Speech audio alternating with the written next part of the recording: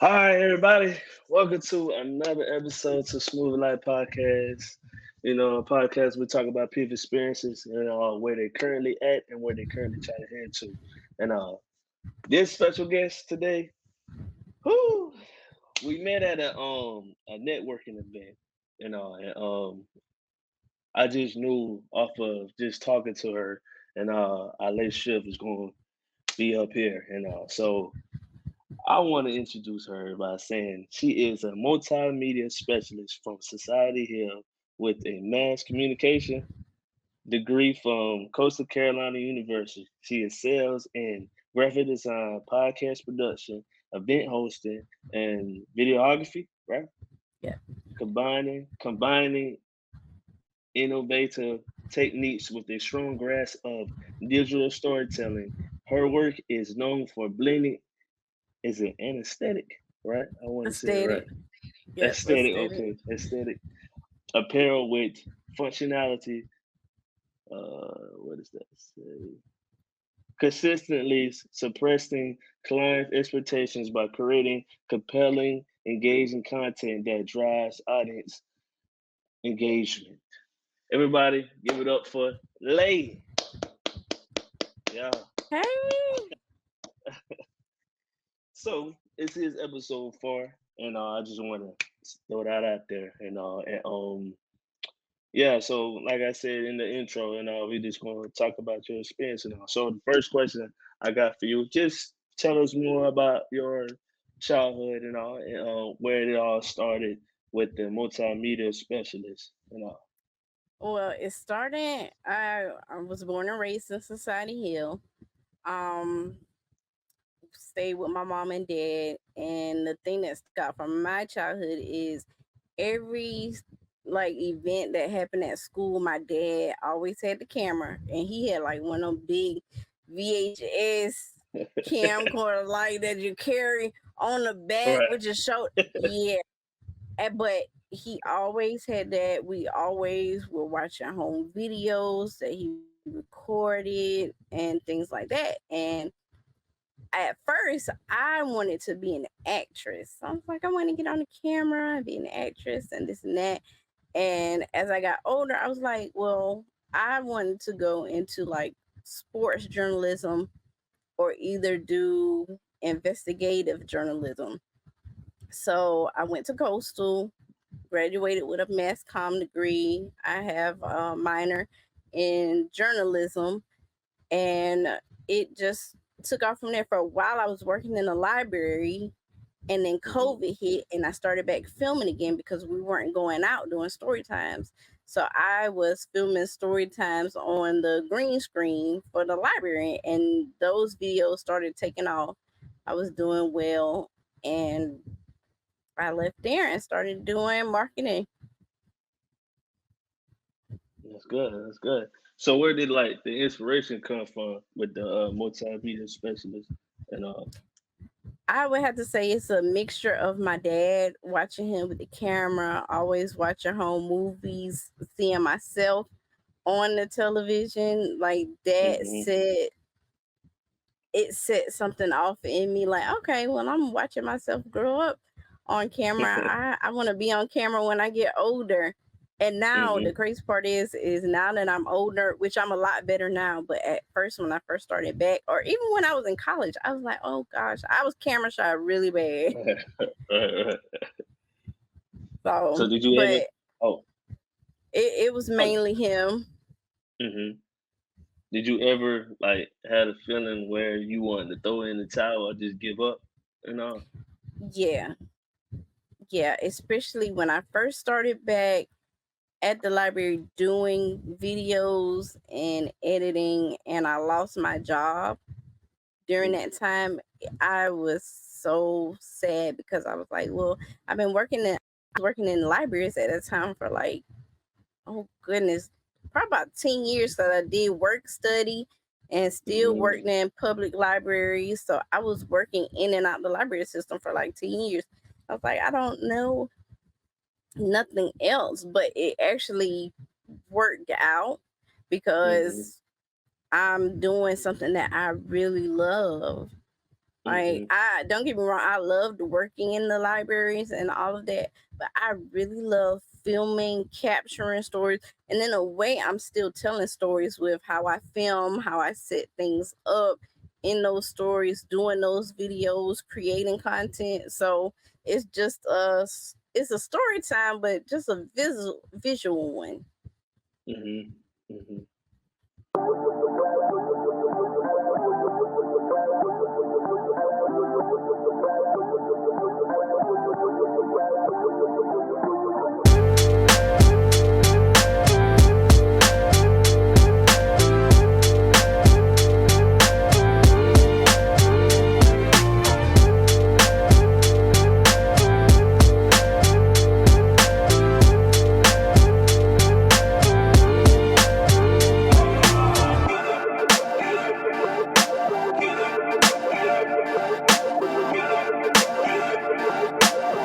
So how was it like doing the filmmaking and all, and going through school at the same time? Because I know that's like kind of difficult, and when you trying to focus on your schoolwork, then you trying to do this on the side. So how was it? Yeah. Now, when I was going to Coastal, it wasn't too bad because they actually had a really nice like news studio. They had really nice computer labs for editing and all of that stuff. But when you get out on your own and you have Mhm. to buy equipment, and because even there you could check out cameras, you could check out tripods, you could check out iPads. All you had to do was have your ID, and it was wonderful. But now, when you had to buy stuff, and at first I was like, "Oh goodness, this stuff really costs." But because I love it and have a passion for it, if you look at my Amazon cart, I got all kind of tripods and mics. And just Right. the other day, like somebody saw me, like true story, somebody saw some of my videos and they were like, you're really good at what you do. And I have Mhm. these Rode microphones and I just want to give Mm. them to you. I don't use them, but I know if I gave them to you, they would be put to good use. And like stuff like that really sticks with me because you don't know who's watching you do Mhm. whatever it is, and that just inspired me to keep on going, don't stop, because you don't know who's watching and paying you any attention and who you're inspiring. Mhm. That's good. That's good. So, how did multimedia specialist? How did it help you involve becoming a better human being and being human being? That's what I'm trying to say. I would have to say looking at the world through an extra pair of eyes, which is my lens, helps Uh-huh. me focus on not just the people that I'm recording or interviewing, but seeing creation, like capturing the right lighting, right sunlighting through a lens, or getting some beautiful footage of trees and flowers and things like that that you don't think are significant or you may just walk past in your everyday life, but Mhm. actually focusing with the camera, it makes me more appreciative of like creation, what God created, seeing those beautiful things and actually stopping and smelling the flowers because I'm already filming them and Mhm. admiring how beautiful they look. So I would say the camera actually helps me more so stay grounded and not get caught up in the hustle and bustle of every day, but actually taking a look around me. Mhm. That's good. That's good. So let's talk about like with social media and all. Do you get discouraged and whenever you see somebody else work and compare? Do you like compare it to your work and they work? Like like having imposter syndrome. Okay, now when I first started out, I had really bad imposter syndrome. I would say, "Oh my gosh, my videos don't look like this. This person got this going on." Especially when you're first getting back Yeah. started, Uh-huh. because I took a 10-year hiatus working in the library, so it's like, oh gosh, I'm so behind. But as I, started looking at other people work to learn from Mhm. instead Mhm. of to comparing myself to, that's when Mhm. I saw my work begin to elevate. I could admire a person's work and say, okay, instead of, oh goodness, my video don't look like that, I can say, oh, I like the way that they did that. Let me look up. I wonder, do they have any tutorials, or let me sit down and think of how they laid this out to get it to work this way. So, I mean, I feel like everybody has some sense of imposter syndrome when they first starting out, Mhm. but the best way to be creative is to be yourself, because you have something to offer in your piece of work that no one else has to offer. Like me and someone else can get the same script or get the same topic for a video, but our videos come out a totally different because we see the world differently. We have different views, we have different techniques, different Mhm. equipment, things that we use. So Mhm. That's good. That's good. And you just speaking on that because I can feel the same way. And like that syndrome that you just said, it's called imposter syndrome. imposter syndrome, yeah. Yeah, just I remember me just looking at other people work and just saying the same thing, like, man, my work don't look nothing like theirs and all, and I felt like that was a problem. But the way I had to get out of it was like I just had to get off social media in general, like delete everything on social media off my phone and all. So, but the next question I wanted to ask you is let's get into like your experience getting your first actual client and like walk us through that. Okay, so my first client is actually still my client today, and I started off with him volunteering. He owns a podcast, the Doe Hmm. Show. Shout outs to Doe. He owned a podcast, and I was like, at that time, I was still working at the library, and I was getting my certificate in being a social media manager. And I was like, hey, let me just help you out with the show, kind of post things, kind of, get my feet wet. And he was Right, so right. supportive. He was like, yeah, go ahead. He got me set up. I started out actually doing posts for him, trying to find, then that turned into trying to find topics. And then it turned into me getting back in front of the camera. Because before then, I was working behind the scenes with clients. Once I got with Doe, and he started putting the Hmm. word out there, and he helped me get some clients. I started going to networking events like where we met and getting Right, clients right. that way. And then I eventually, the podcast got invited to go to Atlanta for a show, Hmm. but Doe was unable to go. And I was like, well, this is a good opportunity. Do you want me to go? He was like, yeah, I trust you. Just go ahead. I know you're going to rock it. And just having that confidence from somebody that the client, that really means a lot and speaks volumes of the type of work that I was producing. Hmm. What would you say is your why, like your reason of doing this? What would you say? I love telling stories. I Hmm. love talking to people. I know we spoke before this about me having the wrestling podcast. And that's a big why in my world right now. I wanted to see black women do content for wrestling because you don't really see that.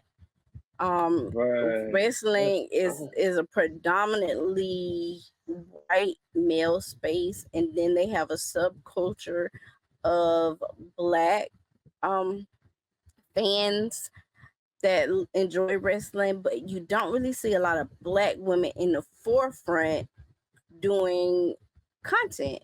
And I was like, Mm-hmm. well, I watched this with my dad. I know what I'm talking about. So I want to get out there and encourage not only more people, but other women who watch wrestling that may be thinking the same thing. Like, oh, there are not a lot of women that does this. No one's gonna want to hear me or hear my voice. So I want to be that inspiration, especially now since the landscape of wrestling is changing when it comes to Mm-hmm. black wrestlers and black women in wrestling Mm-hmm. specifically, and how they've been running things. So I think it's time for like my why is to step into that change and show like there are black women on all the forefronts of wrestling, not just in the ring or refereeing, but we're out here creating content. We can do commentary and all of that stuff. That's good.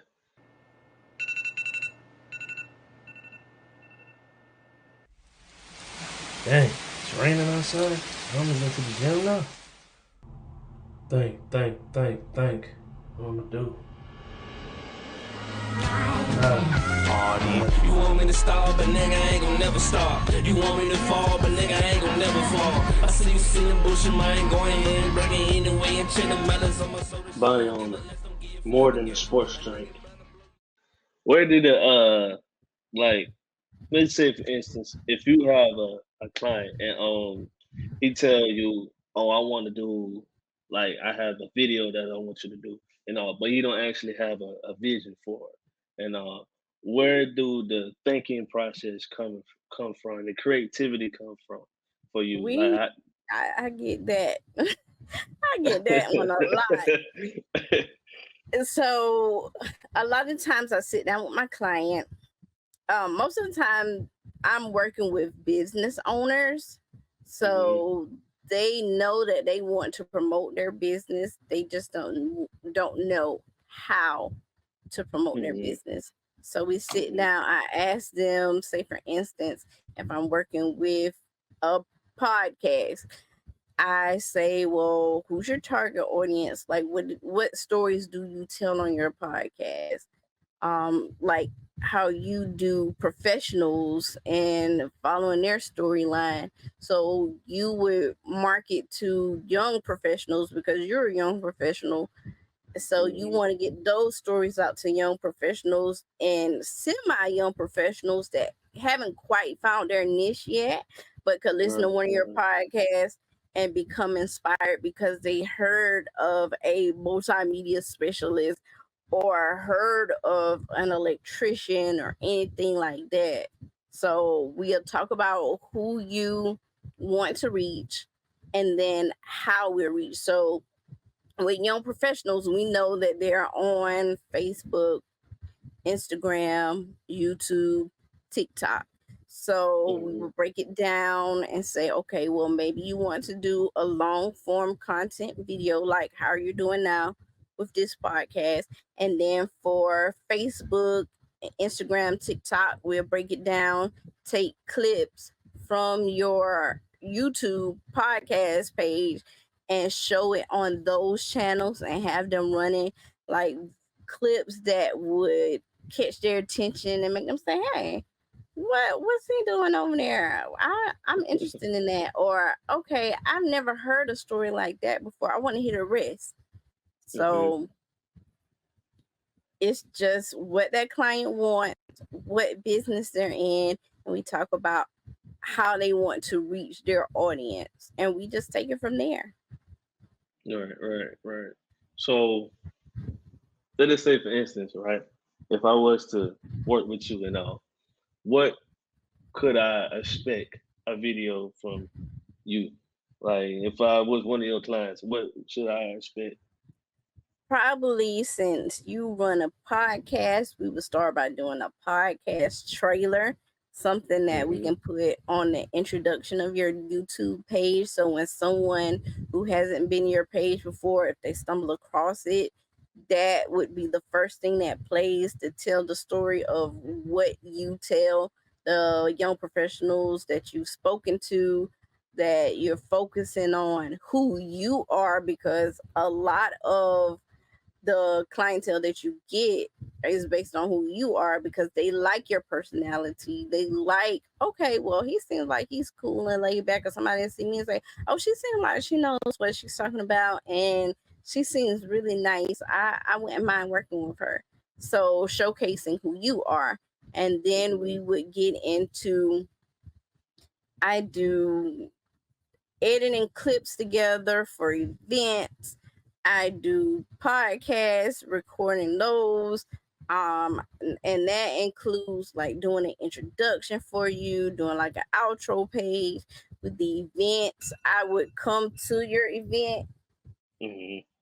I would come to your event, record what's going on. Like for instance, Sunday, my sister, which she ain't pay me, but because I love doing it, my nephew had his first birthday. So uh, I was going around with the camera. I had people saying, "Oh, happy birthday, Ja! Happy first birthday! I'm such and such. I'm such and such in your family. I love you so much. I hope you have a happy birthday."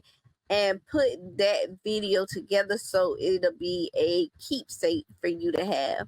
Or if I'm doing social media for a bride, I would go to the wedding venue, and I don't want anybody to think that I'm a wedding photographer or wedding videographer.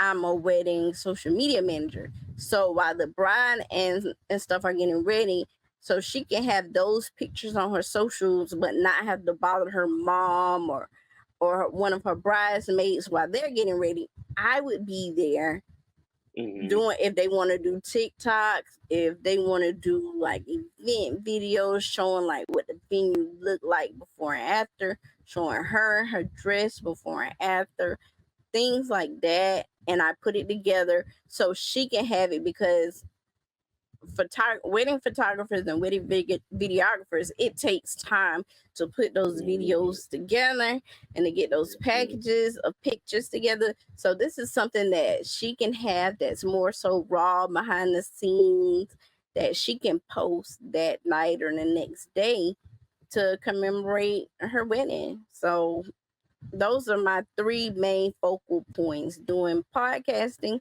doing events, doing businesses, and doing social media for weddings. So four. That's good. That's good. That's good.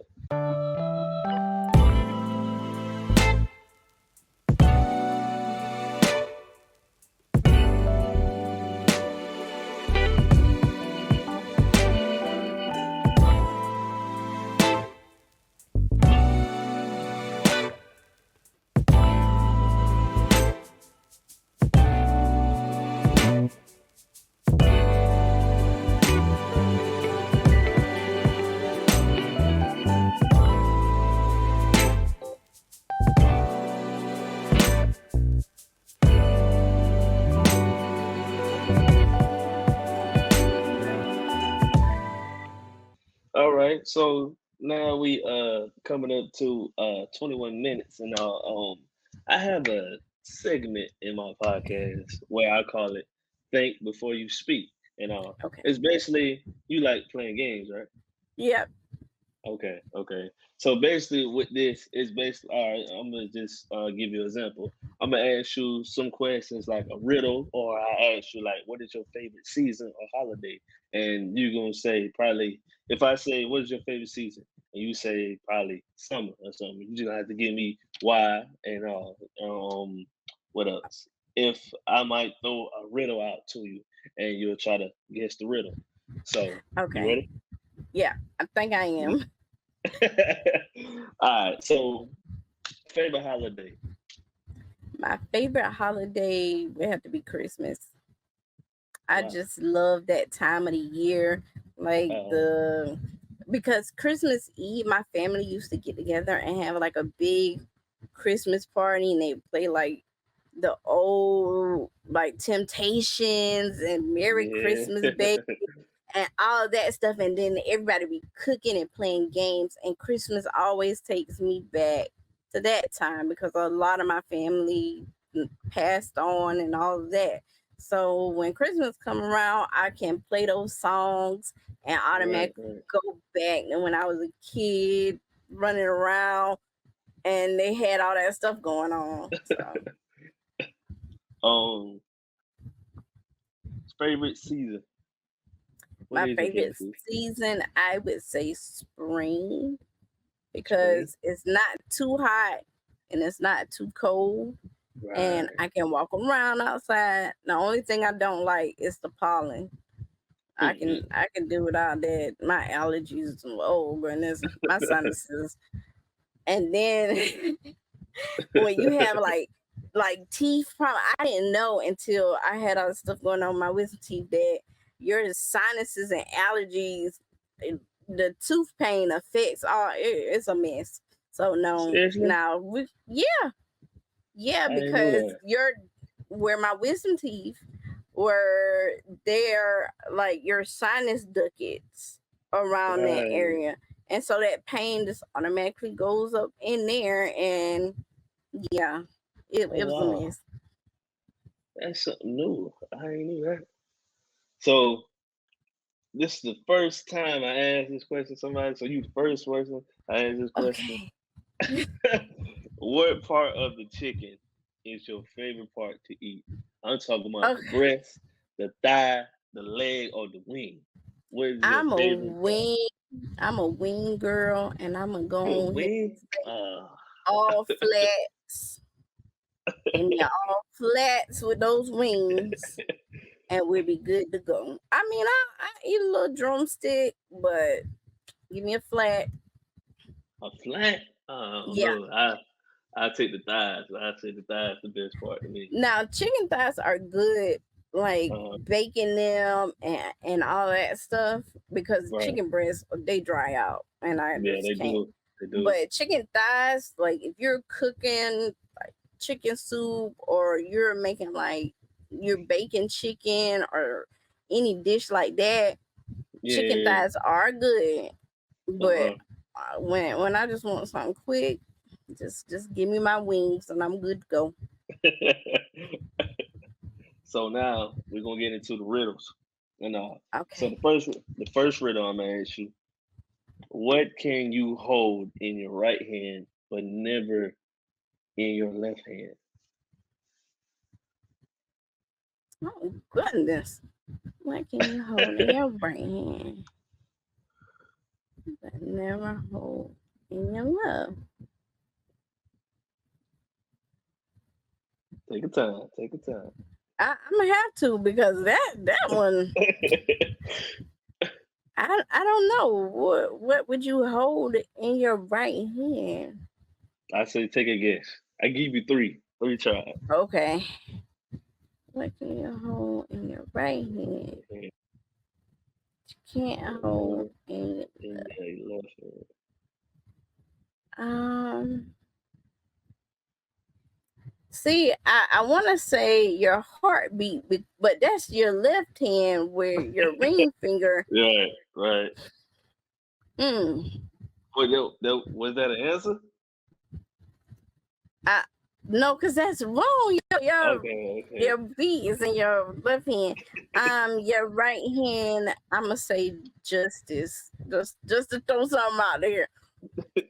And the reason why I say justice is because you see the scales and Uh-huh. they always tipping towards what's right. But I know that's not the answer. So go ahead and tell me because I know. And watch when you tell me, I'll be like, really,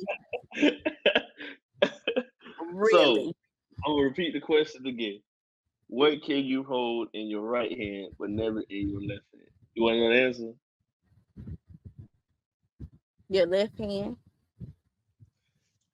You got it.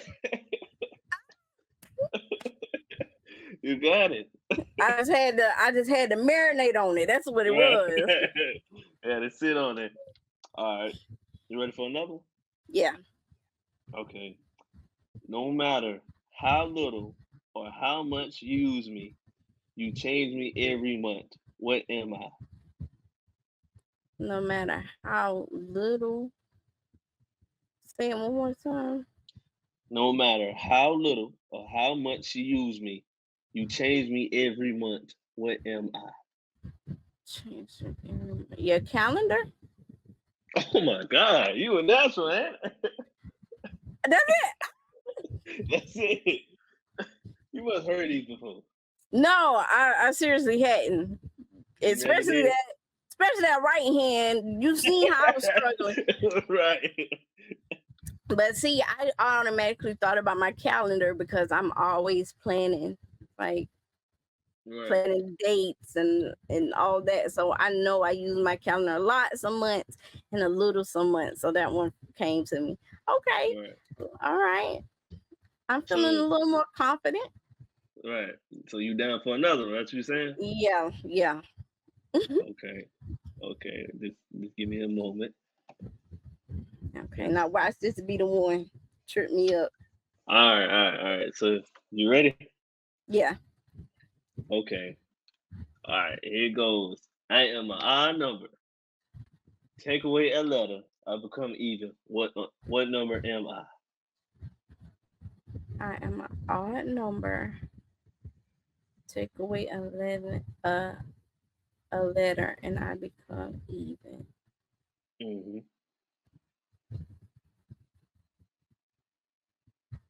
Uh,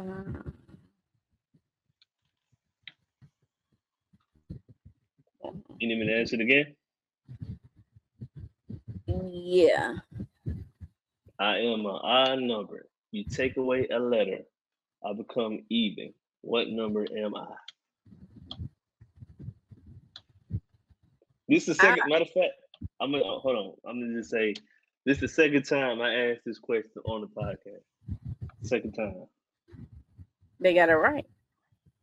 No. Well, it took them a couple tries, but they got it right Okay. eventually. And I imagine it's hard to do. I want to say 11, but 11. yeah, because when you take out the L, but that'll be two E's. That'd be too easy. Yeah. I'm gonna say 11. I'm gonna stand on that. I'm gonna give you another try. Oh, Lord, have mercy. Okay. Think about okay. I say this. Think about all the letters, all the numbers, right? When you think about all the numbers and all, just count. Matter of fact, or just spell all the numbers when you hear it, like 1, 2, 3, 4, 5, 6, 7, etc., etc. Just think Oh, about it. 7. I just said the answer. Yeah, thank you. I appreciate it. Yeah, you're right. 7. I just Yep. said the answer. As soon as you said it, yep, I subtracted that S. Yep. Thank you. Okay. So let's do one more. Okay. Cause it seems like you just getting them all. Okay. Let me find. Let me see if I can find a good one. Now you look like you're trying to find a hard one now. I am, cause you getting them all right. I gotta do that to you. Okay. I'm gonna let you have it.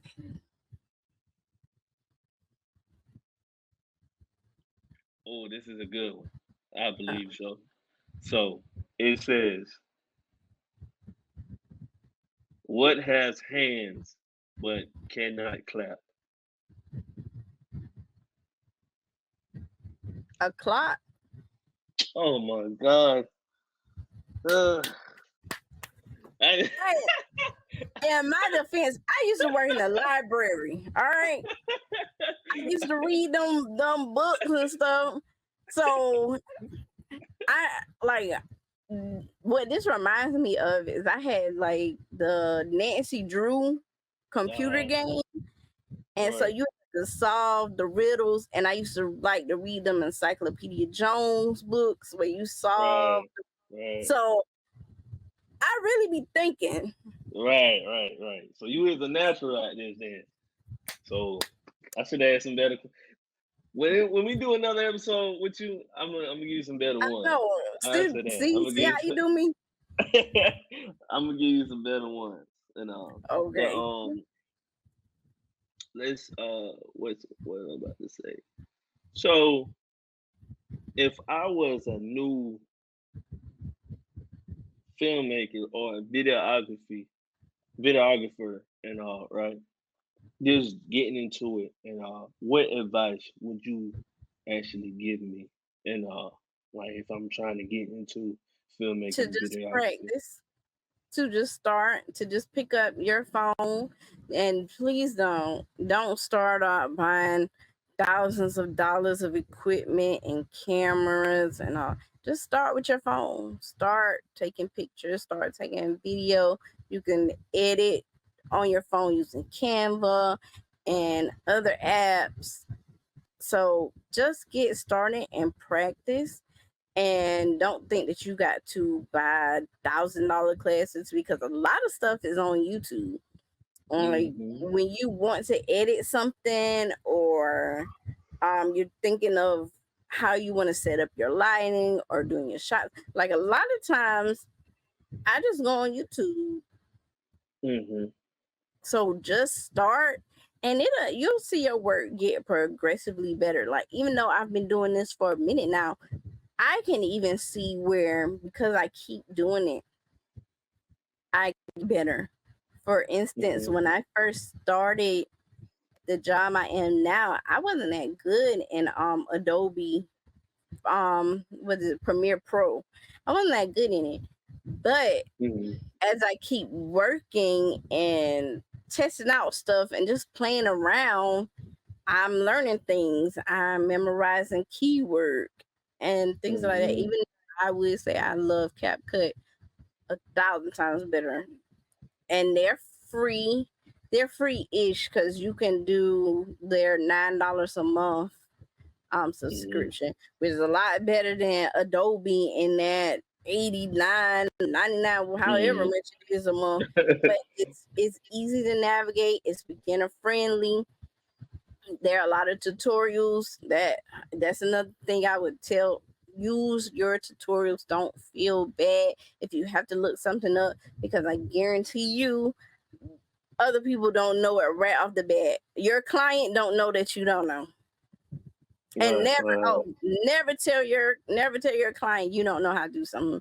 If they ask you how to do something and you don't know, say, okay, that's interesting, I've heard of that before, we can look more into that, I'm familiar with it, or something like that. Don't never say, oh, I don't know, because then they're gonna say, well, what am I paying you for if you don't know? So Right. I'm dead. Like I was working with this black girl, she's really really cool, and we were working on something, and I was like, well, I don't really know the answer to that. And she was like, don't ever tell anybody that you don't know and they're paying you. Just say, oh, okay, I'm familiar with that. Let me refresh and look more into it, kind of refresh my memory on it, and then we can try it. And go look up the tutorial on YouTube, because I promise you it's there. And if you So can't find it on YouTube, you can find it on TikTok. right, Boom. right, right. So if you can go back, right, I ask everybody on this podcast the same question. If you can go back at the age of, let's say, 15 or so, what advice would you give your 15-year-old self?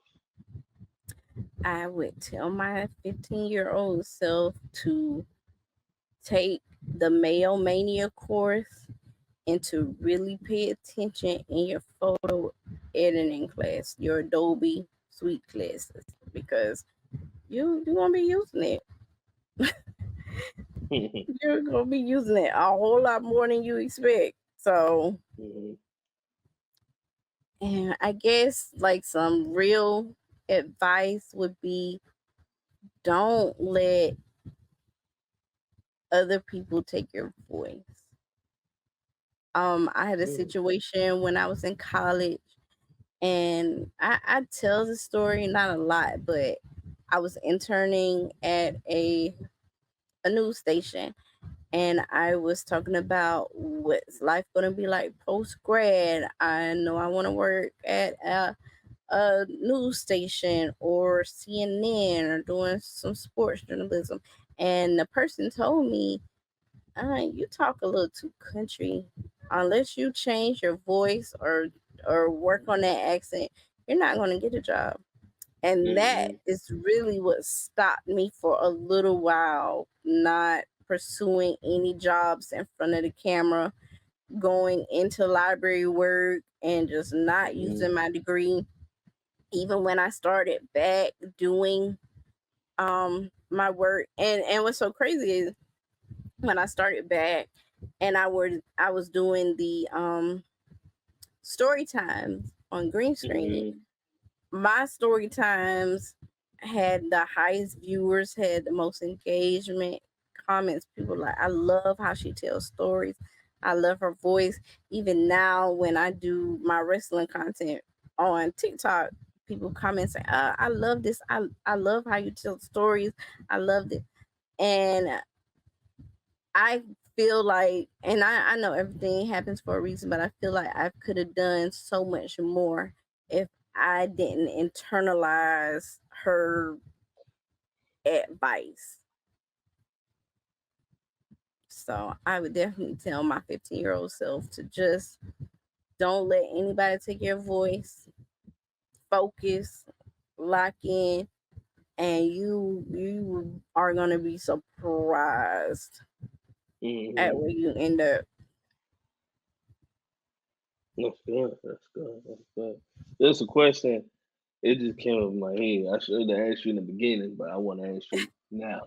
This now and how do you entwine like the multimedia specialist and the mass communication degree together and make it as one big huge thing?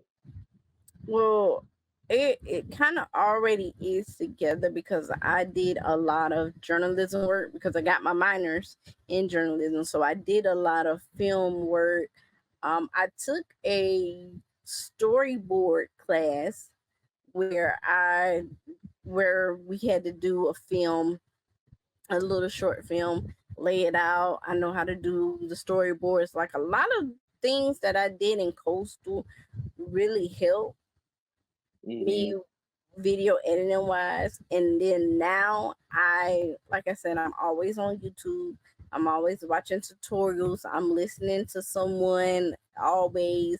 um I do have these classes that I just started doing. There's some online little courses. You don't get a certificate or anything for it, but it just helps you refresh your memory with certain things, help Mm-hmm. you learn how to do like Adobe Suite stuff. And and I'm still thinking about going back to school and getting my master's in like video production or something.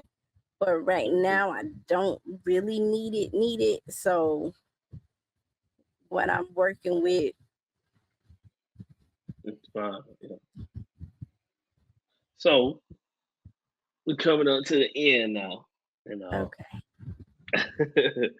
what can people expect from you later on down the line? Like, um, I would say 5 years, 10 years from now, but when you ask that question to somebody, something could change. And so I would say like in the next probably like 3 or 6 months from now, what Okay. what can people expect from Lay?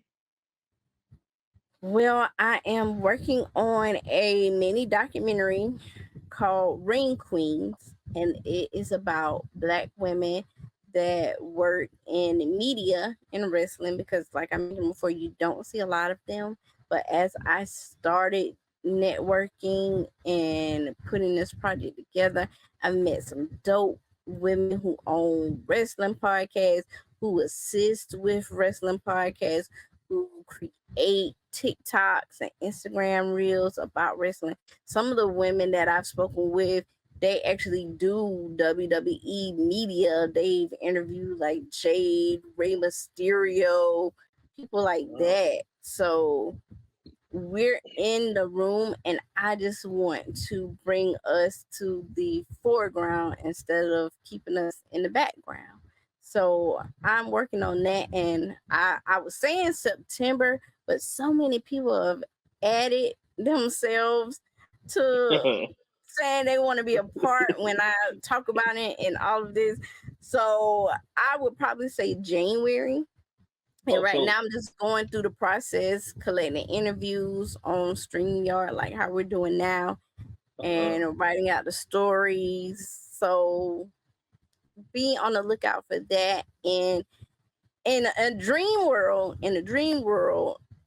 5 to 6 months, I would be doing backstage journalism at the WWE, like interviewing the wrestlers when they come out and stuff like that. That's my dream job. Right. Oh, so we just got an exclusive. What's coming in January or September? Yep. Okay. Yep. All right. That was the first on the podcast.